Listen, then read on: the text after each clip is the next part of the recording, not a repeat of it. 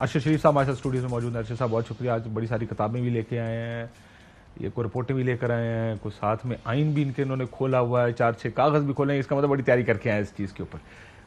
عثمان ڈار صاحب ہمارے ساتھ موجود ہیں لاہور سے. ڈار صاحب آپ کا بھی شکریہ. طارق صاحب بھی ہمارے ساتھ موجود ہیں. طارق صاحب آپ کا بھی شکریہ. اگر اجازت دیں, ارشد صاحب جو اتنی تیاری کر کے, جو بندہ تیاری کر کے آندہ پرچہ بھی سب تو پہلے سوال آپ نے مجھے ابھی 10 بجے کی کیتی ہونی ہے, تو واٹ ڈو یو تھنک, کیا کیوں ہو رہا ہے یہ؟ ایک تو ہو کیوں رہا ہے, اس کی جتنی چیزیں اپوزیشن کی طرف سے آ رہی ہیں میرے خیال اس میں کچھ وزن اپوزیشن کی باتوں میں بھی ہے, اور کچھ سیکشن جب آپ اس میں دیکھتے ہیں آرڈیننس میں کہ جو ایکسپیڈیشس ٹرائل کے حوالے سے وہاں پہ ایک انٹینٹ نظر آتی ہے کہ حکومت شاید اس کو تیز بھی کرنا چاہتی ہے, لیکن جو تمام جو آپ نے بار کاؤنسلز کا بھی پڑھا اس میں جو انٹینٹ ایک یہ بھی بڑی واضح نظر آ گئی ہے, اور اسی حکومتوں کی جو کمیشن رپورٹس ہیں اس سے ثابت بھی ہوتا ہے کہ یہ ایک NRO پاکستان تحریک انصاف کی حکومت خود اپنی حکومت کو دینے کے لیے یہ اس طرح سے, جب آپ اس کا سیکشن 2 پڑھتے ہیں وہ کہتا ہے کہ اس provisions of this ordinance shall not be applicable to the following persons or transactions, namely matters pertaining to federal, provincial or local taxation or other levies. اور اس کے آگے section B, decisions of federal or provincial cabinet, decisions of federal or provincial cabinet, اور آگے سارے وہ decision making bodies میں, کیونکہ time آپ کے پاس لمیٹڈ ہوتا ہے, زیادہ ڈیٹیل میں اس کے نہیں جاتا. یہ شوگر انکوائری کمیشن رپورٹ, اس میں باقاعدہ طور پہ آپ کا EC سے بیٹھ کے جو فیصلے کیے گئے, جس طرح سے اس کی امپلیمنٹیشن کی گئی, اس میں وزیر اعلیٰ پنجاب ان کو بھی انہوں نے کویسچن کیا, پنجاب میں جو ڈیسیژن میکنگ کیبنٹ پہ ہوئی کس طرح سے ہوئی, ان ساروں کو بلا کے سوال جواب کیے گئے, کیونکہ ابھی یہ حکومت میں بیٹھے ہیں تو اس انکوائری پہ فردر آگے چیزیں نہیں چلی, اپوزیشن کی چل رہی ہیں. کل کلاں کو کوئی دوسری حکومت آتی ہے تو یہ وہ FIR ہے جس سے بچنے کے لیے یہ سیکشن 2 خاص طور پہ ڈالا گیا. یہ رپورٹ ہو گئی, یہ ویٹ اور یہ کریڈٹ PTI حکومت کو جاتا ہے کہ انہوں نے کم از کم یہ کمیشنز تو بنائے, انکوائریز کی, اور یہ چیزیں سامنے رکھیں گے پالیسی فلاس کے ہیں. یہ ویٹ اسکینڈل کی رپورٹ ہے, میں اس کا ٹائٹل بھی اگر آپ کو نظر آ رہا ہے دکھا دیتا ہوں, the report of the inquiry committee on wheat scandal. اس میں بڑے واضح لکھا جاتا ہے, the committee is of the considered view that the current crisis was the consequence of a saga of failures at the policy and planning levels both federal and provincial. Federal level پہ بھی, provincial level پہ بھی. اب policy کہاں پہ بنتی ہے آپ کی؟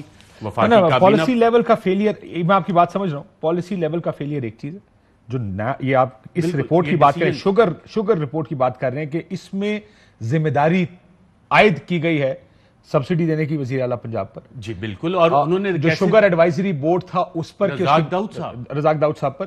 لیکن آپ یہ کہہ رہے ہیں کہ دیکھیں کئی چیزوں میں آپ کو یاد ہوگا کہ تیل پاکستان نے, شاید خاقان عباسی صاحب وزیر تھے, شارٹیج ہو گئی, یہ حکومت آئی, شارٹیج ہو گئی. اب آپ چاہتے ہیں کہ وہ بھی ذمہ داری وزیر پر اس کا تعین. جب کاشف صاحب آپ ماشاءاللہ 2 دہائیوں سے زائد آپ کو صحافت کرتے ہوئے ہو گئے ہیں, آپ جب بیٹھ کے فیصلے کرتے ہیں آپ کو کانسیکوینسز پتہ ہوتے ہیں, آپ کو یہ بھی پتہ ہوتا ہے کہ یار یہ والی سٹوری کروں گا تو اس کا ریئیکشن فلاں جگہ سے آئے گا, یہ ڈاکومنٹس لاؤں گا تو فلاں جگہ پہ جا کے اس پہ ایکشن ہوگا, نہیں ہوگا اس کو دبانے کی کوشش ہوگی.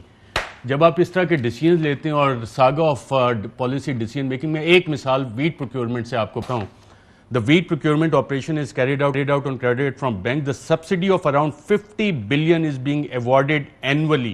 The major beneficiaries are the banks on account of repayment of loans and interest.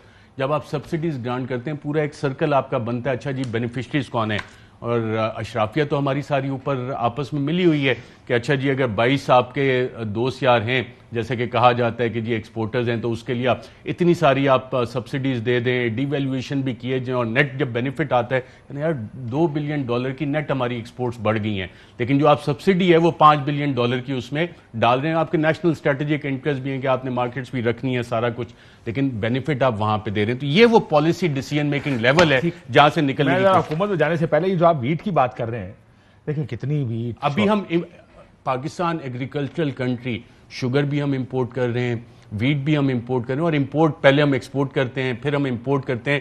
تو یہ فیصلے ایسے نہیں ہوتے, آپ کی فارورڈ پلاننگ ہوتی ہے, ساری چیزیں آپ کو پتہ ہوتی ہیں کہ یار یہ آپ کی ڈیمانڈ ہے, یہ سپلائی ہے. عثمان ڈار صاحب آپ کے لیکن بہت سارے اس میں بزنس مین بیٹھے ہیں, عثمان ڈار صاحب بزنس مین ہیں, امپورٹ ایکسپورٹ مجھ سے بہتر جانتے ہیں, ان کو یہ بھی پتہ ہوتا ہے کہ یار اگلے سال ڈیمانڈ یہ آنی ہے, اپنے بزنس کی ساری کیلکولیشن.